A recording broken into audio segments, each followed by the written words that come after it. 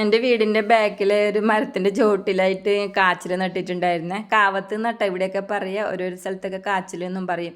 ഇത് എൻ്റെ അമ്മ കണ്ണൂരിൽ നിന്ന് വന്നപ്പോൾ ഒരു 2 വർഷമൊക്കെ ഉണ്ടാവും കേട്ടോ. അന്നേരം നട്ടതാണ്. കഴിഞ്ഞ വർഷം പറിക്കേണ്ടായിരുന്നു, ഞാൻ പറിച്ചില്ല.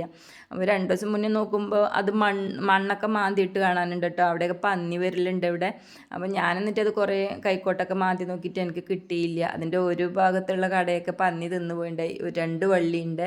അപ്പോൾ എന്നിട്ട് അവിടെ ഞാൻ മണ്ണ് മൂടിയിട്ട്, അപ്പോൾ ഇവിടെ ഒരു മണിയേട്ടൻ വരാറുണ്ട്. ആ മണിയേട്ടനും ഇവിടുത്തെ ജയേച്ചിയും കൂടിയിട്ട് അതെങ്ങനെയൊക്കെയോ മാന്തി എടുത്തോട്ട് അത് വേരിൻ്റെ ഉള്ളിലൊക്കെ പോയിണ്ടായിരുന്നു. പൊട്ടിയിട്ടൊക്കെയാണ് കിട്ടിയത്. എന്നിട്ട് ഞാൻ അതിൻ്റെ തൊലിയൊക്കെ കളഞ്ഞ് ചെറിയ കഷ്ണങ്ങളൊക്കെ ആക്കിയിട്ട് നന്നായിട്ട് കുറേ പ്രാവശ്യം കഴുകിയെടുത്ത് വൃത്തിയാക്കിയെടുത്ത് മുറ്റത്ത് 2 കല്ലൊക്കെ വെച്ച് തൊടിയിൽ നിന്ന് ഈ ചുള്ളലൊക്കെ കൊണ്ടുവന്നിട്ടാണ് കേട്ടോ കത്തിച്ചത്. ഇങ്ങനെ പുറത്തൊക്കെ ഇരുന്ന് വേനൽക്കാലമൊക്കെ കത്തിക്കുമ്പോൾ നല്ലൊരു രസമാണ് കേട്ടോ. പണ്ടൊക്കെ ഇങ്ങനെ പുറത്തൊക്കെ ഇവിടെയൊക്കെ അടുപ്പ് പിടിക്കാറുണ്ട്. ഇപ്പോൾ ഇതേപോലെ നല്ല കേട്ടോ, നല്ല കുഴിയുള്ള അടുപ്പൊക്കെയാണ് പിടിക്കുക, ചാണകമൊക്കെ മെഴുകിയിട്ട്. ഇപ്പോൾ ഒന്നും അങ്ങനെ ചെയ്യാറില്ല കേട്ടോ. ഇതിപ്പോൾ ഞാൻ ഇന്ന് നല്ലൊരു രസം തോന്നി അങ്ങനെ ഉണ്ടാക്കിയതാണ്. അപ്പോൾ കാവത്തൊക്കെ ഇവിടെ അടുപ്പത്ത് വെച്ച് അതൊന്ന് തിളച്ച് പാകത്തിന് ഉപ്പൊക്കെ ഇട്ട് കൊടുത്തിട്ടുണ്ട്. എന്നിട്ട് ഇത് നന്നായിട്ടൊന്ന് വെന്തപ്പോൾ ഞാനിതിൻ്റെ വെള്ളമൊക്കെ ഊറ്റിക്കളഞ്ഞ് എന്നിട്ട് അതിലേക്ക് കാന്താരി മുളകും പച്ചമുളകും കൂടി ചതച്ചതാണ് ഇട്ട് കൊടുത്തത്.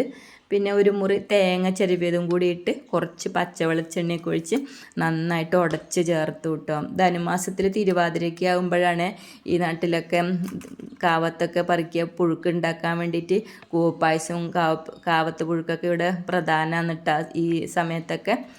അപ്പോൾ എന്നിട്ട് ഞാനത് നന്നായിട്ട് ഉടച്ച് ചേർത്ത് ഒരു ഇലയൊക്കെ മുറിച്ചുകൊണ്ടെന്ന് അതില്ലാന്നിട്ടാണ് വിളമ്പിയത്. അപ്പോൾ ജയേച്ചി ഉണ്ടായിരുന്നു കേട്ടോ എനിക്ക് കൂട്ടിന്. അപ്പോൾ ഞാനും ജയേച്ചിയും കൂടിയൊക്കെ അപ്പം തന്നെ ഇത് കഴിക്കാൻ തുടങ്ങിയ. ഇന്ന് നല്ല ടേസ്റ്റുമാണ്, ഒരു നല്ല മണം കേട്ടോ ഇതിന്. പിന്നെ ഇത് നമ്മൾ വീട്ടിലൊക്കെ ഉണ്ടാകുന്ന കിഴങ്ങ് വർഗ്ഗങ്ങളല്ലേ, നമ്മുടെ ശരീരത്തിനും വയറിനൊക്കെ നല്ലതാണ്. അപ്പോൾ കട്ടൻ ചായയൊക്കെ കൂട്ടി കഴിക്കാൻ ഇത് അടിപൊളി ടേസ്റ്റ് കേട്ടോ. അപ്പോൾ എല്ലാവരും വീഡിയോ കണ്ട് ഇഷ്ടമാവുകയാണെങ്കിൽ ലൈക്കും സബ്സ്ക്രൈബും കമൻറ്റൊക്കെ തരണേ. താങ്ക്